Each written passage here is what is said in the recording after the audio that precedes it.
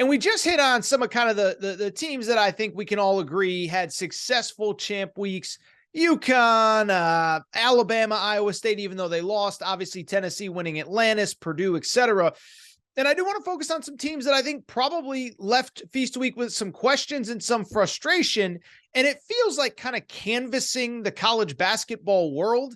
There's probably three teams that I think people are most concerned about. I'm gonna exclude Gonzaga because we've talked about them a lot. We know that they're flawed. A good team, but they're flawed. And instead, I want to focus on three teams that went to Portland. One had one loss, one had two, one had three. And I'm, of course, talking about Duke, Villanova, and North Carolina. And when I look at these teams, and when I look at my concern level for these teams, one thing stands out. To me, this is almost like Goldilocks and the Three Bears, right? One bed's too cold. What is it? One bed's too hard, one bed's too soft, and one bed's just right. Well, that's kind of how I feel about these three teams. There's one team I'm not concerned about at all. There's one team I'm sort of kind of concerned about, but we'll see. And there's one team I think we're in for a long season. So let's get into those three specifically.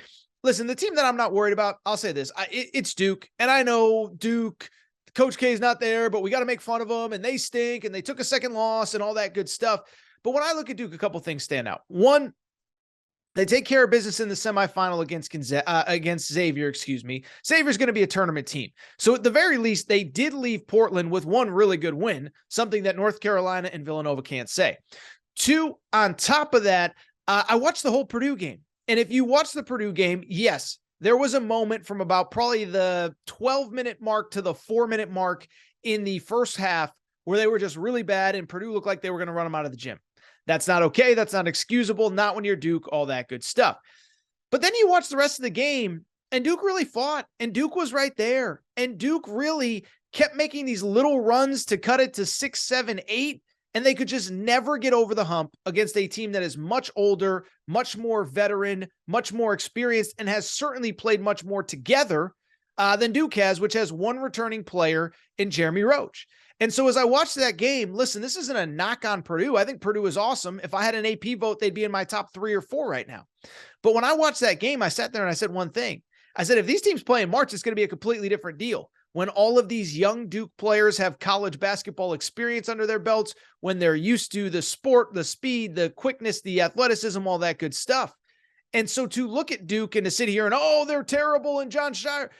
Now listen, could they disappoint? Yeah, they could disappoint. First-year head coach, bunch of new players, anything could happen. We don't know about Jon Scheyer. We don't know if he's the answer, but you look at how they performed in this game. And then a couple other things stand out. Jeremy Roach, their only returning player, their captain, their starting point guard, he got hurt, came out, went back in, but wasn't 100%. And two, Dariq Whitehead, who's probably their best overall player, is coming off injury as well. And as I looked at Duke watching their game, I said, they don't have that dude. They don't have that one guy that can just take over a game when you absolutely need him to. And so I wonder if it's going to be Dariq Whitehead. Now, maybe he never develops. Maybe he's overrated. Maybe he's not that good. But I do wonder when he gets healthy, will he be the guy? And I'll tell you, I can't get worried about Duke, kind of like the Kansas game. Rallied, were in control, couldn't get the win against Kansas. This one, they didn't get really a moment where they were in control, but I just never felt like, oh my God, they're completely overmatched and don't belong on the court with them. The team that I kind of feel I'm sort of in the middle on, it's the University of North Carolina, because on the one hand, look, they made the national championship game last year. They returned 4 starters. They have Pete Nance, an NBA caliber player, as a transfer. And so when I look at this North Carolina team, like, it's not freak out time. But what I will say is a couple things. One, it's not as though they were playing well coming into this tournament. Couple games they trailed at half, couldn't really pull away. And two, I might just have to take an L on my defense of North Carolina all offseason.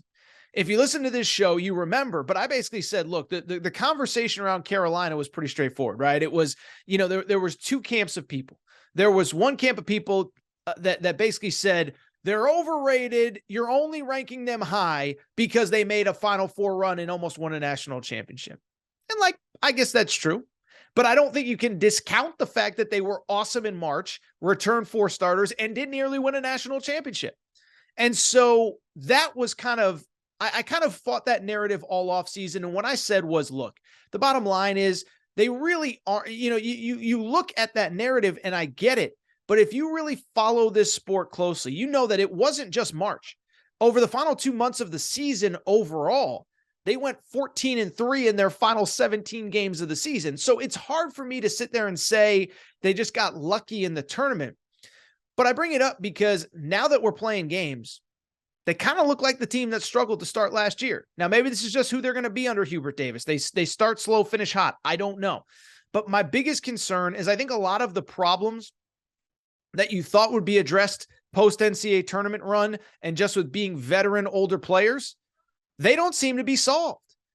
Most importantly, Caleb Love, who I think has the chance to be one of the best players in college basketball, he's kind of reverted and regressed to last year. Remember, last year when they struggled, Caleb Love tried to do too much. Caleb Love tried to create too much offense. Did you see the Alabama game? That was a tough watch with Caleb Love, who finished that game. In that game, he ended up shooting, I'm trying to find the stats here, 13 of 36 in that game against Alabama, was 4 of 14 from the field in the game before against Iowa State. So you do some quick mental math, some back envelope math, 17 of 50 from the field in his final 2 games there against the 2 Power 5 teams that they played, Power 6 teams, I guess you would say. And I'll tell you, they kind of look, they certainly don't look like the number 1 team in the country. I don't think they're better than, say, Virginia in the ACC. They're not better than Duke right now, I don't think. So Carolina can figure it out, but at some point you got to show me, and they certainly did not do that in Portland. Finally, there's the team that I am very much worried about, and that's the Villanova Wildcats, which go to Portland and go 0 for 3 with a loss to Iowa State, a loss to Portland, the University of Portland, not the Trailblazers, the Portland Pilots. And they lost to Oregon on Sunday to go 0-3. With it, they dropped to 2-5 overall on the season. And when I think about Portland, I want to give credit where it's due. I'm not going to name a name for obvious reasons, but I was talking to a Big East assistant coach in the preseason. And we were talking about a bunch of different teams, Seton Hall, UConn, Creighton, all the big schools in the conference. Don't know how much we talked about DePaul, but whatever, you get the point. And why I bring it up is because I remember talking to him, and he said something that really stood out to me, or stuck out, or whatever you want to use. He basically said, dude, you guys in the media are so caught up with them not having Jay Wright. And I get it. He's a Hall of Famer. He's an all-time great. He said, you know what their biggest problem is going to be? They lost Colin Gillespie, the 2-time Big East Player of the Year. And so you go back to last year. Colin Gillespie was the backbone of that team and the backbone of that program. Last year, he averaged 16 points, 4 rebounds, 3 assists per game, 42% three-point shooting. And you just talk about a guy that had an outsized impact on what they did. Now he's gone with a new head coach. And so when you look at Villanova, if you watched all the analysis over the course of the last couple of days, what did the analysis say? The analysis said they don't have a point guard. Well, that's a problem, and I don't know if it's getting fixed. And so it's funny, right? Because there's people that say, oh, they don't have a point guard. But then there's also people that say, well, Justin Moore, their leading returning scorer, is hurt, and he should come back. And Cam Whitmore, their best NBA draft prospect, who's a freshman, is hurt and should come back. Here's the problem. One, I don't really believe that Justin Moore, the star from last year's team who tore his Achilles in the NCAA tournament, an Achilles injury to come back from in 6 months is tough. He injured it in March. I guess it would be, a little under 10 months. It'd be like 9.5 months. That's a tough injury to come back from, and especially at anything close to 100%. Remember, Kevin Durant sat out a full season, and that's Kevin Durant, NBA player, round-the-clock treatment. He doesn't have a Econ 207 class to get to in between training sessions. And so this idea that, one, Justin Moore is even going to come back, but two, and I think this is the important part, neither of them is a point guard.